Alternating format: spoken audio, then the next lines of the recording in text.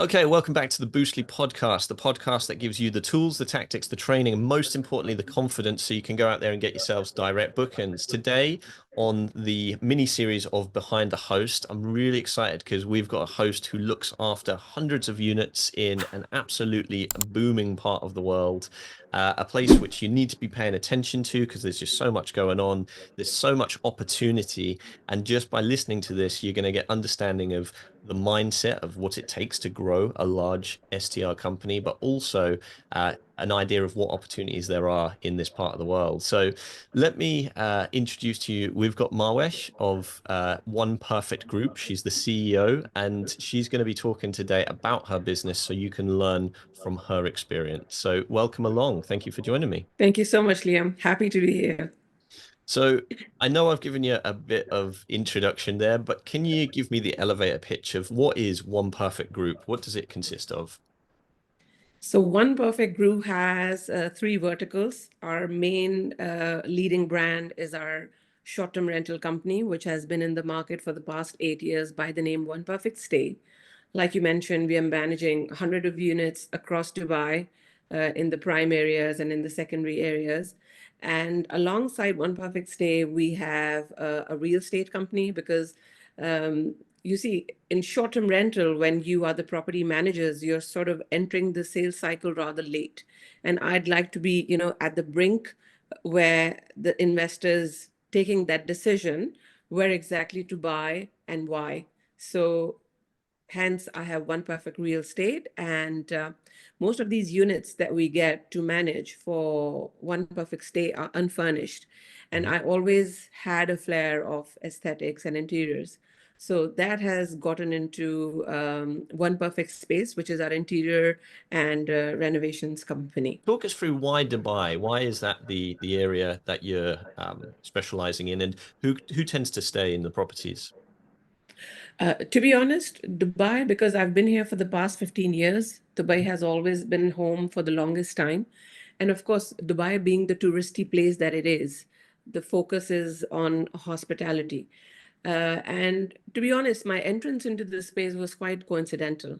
Before this, I was a 9 to 5 salesperson for IBM, and seeing the sort of energy that I had, like never ending, always going from one job to the next, I knew that I was meant to be an entrepreneur.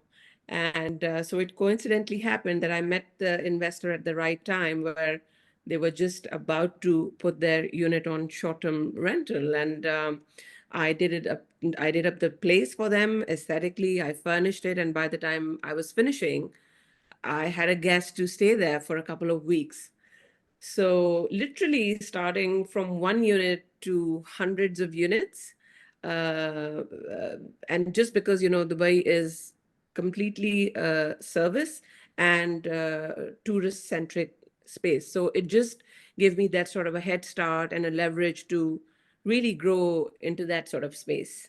How long since you had your first unit to where you are now? How long is that journey taken? About 8 years. Hmm.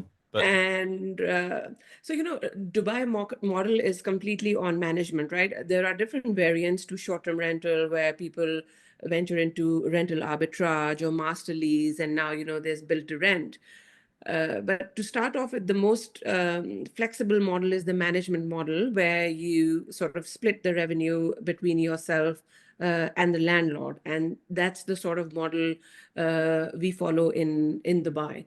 So yeah, for the past 8 years, since we started off, I was doing it as a freelancer, starting 2014, 2015, 2016. We formally, created the company One Perfect Stay, and since then, it's been just going ahead. I mean, the pandemic was there a few years ago, and not just that, like they say, two steps forward and probably one step back. And also because, I never had an external fund to back on. It's a completely bootstrapped company. Mhm. So the growth has been gradual but steady. That's what I can say. I mean, I think it's impressive. I mean, eight years is no time at all when it comes to when we think of businesses in general. And I always think of that quote, which people underestimate what they can do. They overestimate what they can do in a year, but Yeah, underestimate what they can do in 10 years. And 10 years. obviously, looking at the last 8 years, I mean, that's an amazing to have those three aspects of each of the businesses helping towards that goal of growing collectively the group of companies, which is amazing. So, I just like to add, yes, with one perfect stay, and in these 8 years, so it was just not the short-term rental segment. We mhm, also escalated the other two verticals that I just introduced to you. So the idea was, you have to be, I mean, being property managers, there's and for any business, for you to create and for you to grow, the bottom line has to be positive. I mean, there are no two ways about it. I do understand, where the companies are coming from with external funding focus, going from seed funding to round A, B, C. And personally, I feel that, that takes your focus away from the core business. And, mhm, me being the lone ranger in this, I had to be, first of all, really, really sincere to what I was doing. So my entire focus was on scaling the business and getting the verticals up that were going to be more profitable, more mhm. cash flow rich. So that was my sort of strategy. What do you need to have as a mindset? So there'll be people listening to this. Many of the people listening to this will either have just the one or perhaps a management company managing, let's say 20, 30, 50 units. What kind of mindset changes, looking back, did you go through? Or what kind of, I guess, abilities and competencies does somebody need to possess to grow a company like you have in the way that you have? Liam, if you see the way I look at it, I think there are two kinds of people. One who are inherently entrepreneurship minded and they think like an entrepreneur. I don't know whether it's in your genes or, it's in your blood. And the other lot is, who are meant to be in a corporate or a 9 to 5 setup, let's say.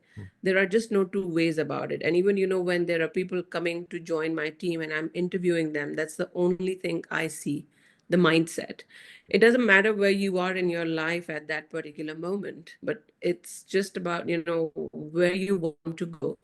And I think if you personally talk about me, I think it was always about, what's next? What's next? I would never just say that, okay, this is it. Even, I mean, today when we're recording this podcast, I have my future plan laid out based on, how the market is changing. But yeah, one thing that really sets the tone is you got to be ready for the next step. And I think not having no as an answer, like these are the cliched probably phrases, but I've lived by them. Keep going. Doesn't matter even if you're taking 2 steps forward and one back. If you're clear in your mind that what does growth mean for you, if you don't give up, you will eventually get there. I Like like if I look at my goals 5 years back, they were naive, they were innocent compared to what I'm aspiring to do now. I mean, not just aspiring, but having the plan laid out in front of me. So yeah, I'd say just keep growing and keep improving. Don't stay at a place for too long. Having a blast, gonna get it on the Boostly podcast. Boostly like Bruce Lee, cause it's so hard and the T is loose leaf. Making up those rhymes, don't write it, just do it loosely.